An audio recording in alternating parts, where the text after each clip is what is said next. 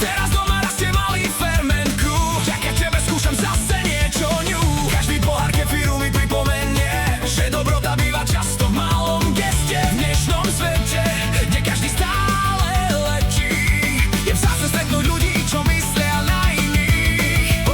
A ty si presne ten typ človeka, čo dá bez veľkých slov proste prirodzene rád. Tak toto je len malé ďakujem späť za úsmev, nápad na ten zdravý svet. Julia, kolegyňa milá, čo priniesla viac než len kefír, priniesla dobrú energiu sem tak pekne.